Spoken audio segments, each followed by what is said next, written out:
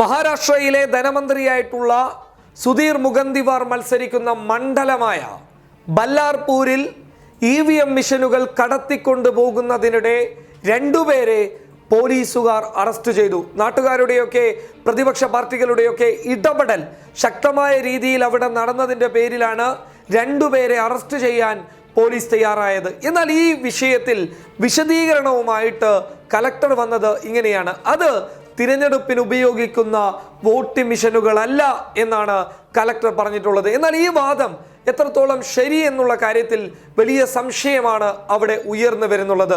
മറ്റൊരു കാര്യം, EVM മിഷനുകൾ ഇങ്ങനെ വാഹനത്തിൽ ഒരു സുരക്ഷാ സംവിധാനവുമില്ലാതെ കൊണ്ടുപോകാൻ ഇവർക്കാരാണ് അനുവാദം നൽകിയിട്ടുള്ളത്? അത് മാത്രമല്ല, മഹാരാഷ്ട്രയിലെ ധനമന്ത്രി മത്സരിക്കുന്ന ഒരു മണ്ഡലത്തിൽ ഇങ്ങനെയൊരു സംഭവം നടക്കുമ്പോൾ സ്വാഭാവികമായിട്ടും പ്രതിപക്ഷ പാർട്ടികൾ രംഗത്ത് വരും. അവരൊക്കെ കൂട്ടത്തോടെ തന്നെ ആ രാത്രിയിൽ ആ വാഹനം പിടിച്ച സ്ഥലത്ത് വന്ന് വലിയ രീതിയിലുള്ള പ്രതിഷേധങ്ങൾ ഉയർത്തുകയും തുടർന്നാണ് ഇവരെ അറസ്റ്റ് ചെയ്യാനുള്ള നീക്കത്തിലോട്ട് പോലീസ് കടന്നു പോകുന്നത്. ഇങ്ങനെ ഒരുപാട് സംഭവങ്ങൾ നമ്മുടെ രാജ്യത്ത് തിരഞ്ഞെടുപ്പ് സമയങ്ങളിൽ നടന്നു വരികയാണ്. മഹാരാഷ്ട്രയിൽ ഇതുപോലെയുള്ള സംഭവങ്ങൾ ഒന്നോ രണ്ടോ അല്ല, നിരവധി സംഭവങ്ങളാണ് അവിടെ റിപ്പോർട്ട് ചെയ്തിട്ടുള്ളത്.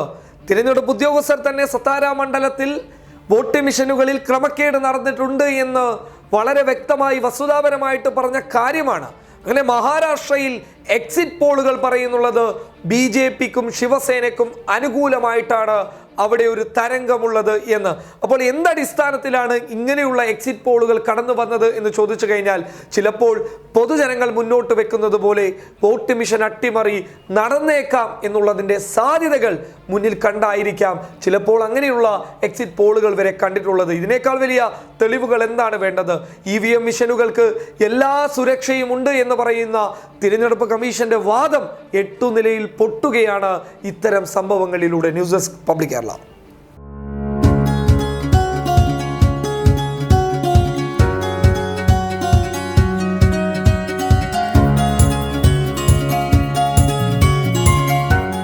ഇനി സേവനങ്ങൾ വിരൽത്തുമ്പിൽ. Bismi home nursing service, Anangoor, Kasaragod.